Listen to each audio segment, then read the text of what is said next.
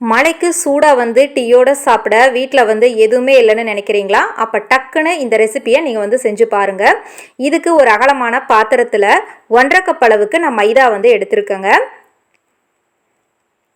இது கூட பார்த்தீங்கன்னா 2 பெரிய வெங்காயத்தை நல்லா பொடியாக கட் பண்ணிவிட்டு சேர்த்துக்கிறேன். அடுத்ததாக காரத்துக்கு பார்த்தீங்கன்னா 3 பச்சை மிளகாவை நல்லா நறுக்கிட்டு சேர்த்துக்கிறேங்க.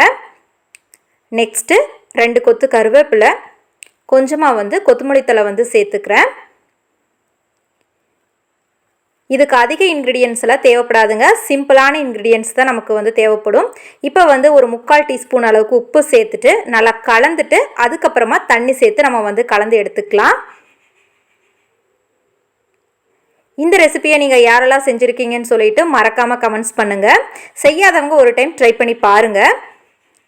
இப்போ இதில் வந்து தண்ணி சேர்த்து நம்ம வந்து கலந்து எடுத்துக்கலாங்க. ஒரு 10 நிமிஷத்தில் குயிக்காக வந்து இதை வந்து ரெடி பண்ணிடலாம். இப்போ மறுபடியும் கொஞ்சம் தண்ணி சேர்த்து இந்த மாதிரி நான் வந்து நல்லா கலந்து எடுத்துட்டேன். கடைசியாக இதில் வந்து கொஞ்சமாக சோடா உப்பு வந்து நான் சேர்த்துக்கிறேன். ரொம்ப அதிகம் இல்லைங்க, கொஞ்சமாக சோடா உப்பு சேர்த்து கலந்துட்டு நம்ம வந்து எண்ணெயில் வந்து போட்டு பொரிச்சு எடுத்துட வேண்டியது தான். இந்த ரெசிபி பார்த்திங்கன்னா பார்க்குறக்கு சிம்பிளாக தான் இருக்குங்க. டீயோடு சாப்பிட்டா ரொம்ப சூப்பராக இருக்கும். இப்போ வந்து நல்லா கலந்தாச்சு. இந்த மாதிரி கன்சிஸ்டன்சியில் இருந்தால் தான் நமக்கு வந்து நல்லா போண்டா வந்து நல்லா பஞ்சு போல் வருங்க. அதே மாதிரி ரொம்ப திக்காக வந்து நீங்கள் வந்து மாவை கலந்துட்டு போட்டிங்கன்னா உங்களுக்கு வந்து நல்லா சாஃப்டாக வந்து இருக்காது. பாருங்கள், இந்த மாதிரி கன்சிஸ்டன்சி தான் கரெக்டாக இருக்குங்க.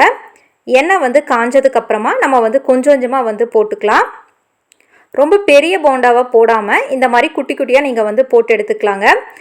இந்த மாதிரி சின்னதாக போடும்போது நமக்கு வந்து குயிக்காக வந்து நமக்கு வெந்துருங்க. மீடியம் ஃப்ளேம்லேயே நல்லா பொறுமையாக நம்ம வந்து வேக வச்சு எடுத்துக்கலாம்.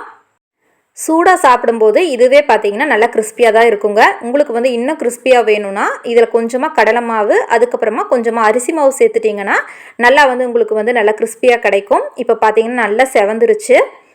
இந்த மாதிரி நல்லா வெந்து செவந்ததுக்கப்புறமா நம்ம வந்து எடுத்துடலாம். இந்த போண்டா பார்த்திங்கன்னா 10 சாப்பிட்டா கூட பத்தாதுங்க. அந்த அளவுக்கு டேஸ்ட் வந்து சூப்பராக இருக்கும். நீங்களும் இதே மாதிரி ட்ரை பண்ணி பாருங்கள். பார்த்துட்டு எப்படி இருக்குன்னு சொல்லிட்டு மறக்காமல் கமெண்ட்ஸ் பண்ணுங்கள். வீடியோ பிடிச்சிருந்தா உங்கள் ஃப்ரெண்ட்ஸ் அண்ட் ஃபேமிலிக்கு வீடியோவை ஷேர் பண்ணிவிட்டு அப்படியே நம்ம சேனலையும் சப்ஸ்கிரைப் பண்ணிக்கோங்க. தேங்க்யூ.